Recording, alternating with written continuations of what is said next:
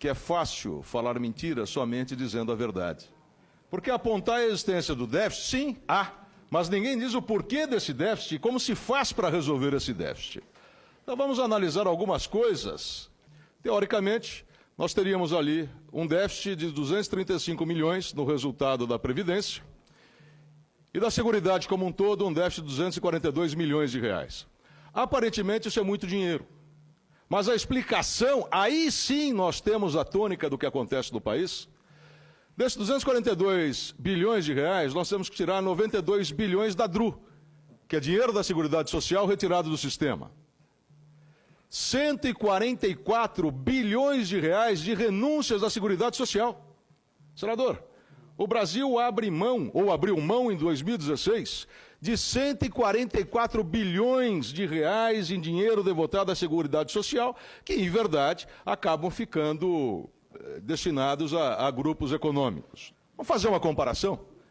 O jeito ele administra a sua casa e o orçamento dele é insuficiente. Por que o orçamento dele é insuficiente?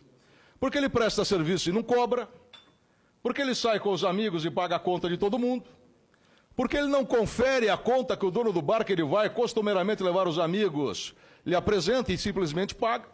Depois ele chega em casa e quer confiscar o salário dos filhos para fazer aso ao orçamento doméstico que está negativo. É isso que está acontecendo. Nós estamos abrindo mão de receitas bilionárias, e aí falamos que tem um déficit. Claro, se eu não cobro e se eu desvio aquilo que vem, eu vou ter déficit. Isso acontece em casa, isso vai acontecer em qualquer lugar. Fora isso, nós temos um déficit gerencial de 190 bilhões de reais por ano, que são os erros, fraude, sonegação e inadimplência. Se nós sobrarmos tudo isso aí, nós vamos ter 425 bilhões de reais entre déficit legislativo e gerencial. Quer dizer, é isso que nós precisamos consertar na Previdência Social. É isso que nós precisamos consertar na Seguridade Social. Fora as questões outras, como os reiterados refis, como a situação daquele que sonega imposto no Brasil, que é extremamente vantajosa. Imposto eu falo lato sensu, não estrito sensu. De maneira que quem quiser falar em déficit da Previdência, que explique que esse déficit vem da própria lei e de questões gerenciais não levadas a contento. E esses dados oficiais passados pelo próprio governo demonstram que em 2016, 144 bilhões de reais foram concedidos em isenções previdenciárias. Se nós somarmos isso aí de 2007 a 2016, nós temos 925 bilhões de reais. Quer dizer, sem corrigir, senador, o Brasil abriu mão nesses anos aí daquilo que ele pretende economizar daqui para frente, suprimindo direitos sociais.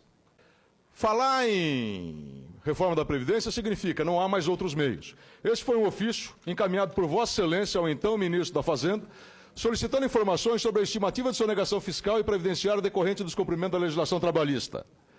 E a resposta foi: em relação à estimativa de sonegação fiscal e previdenciária decorrente do descumprimento da legislação trabalhista, a Secretaria da Receita Federal do Brasil não dispõe de estudos parametrizados dessa natureza.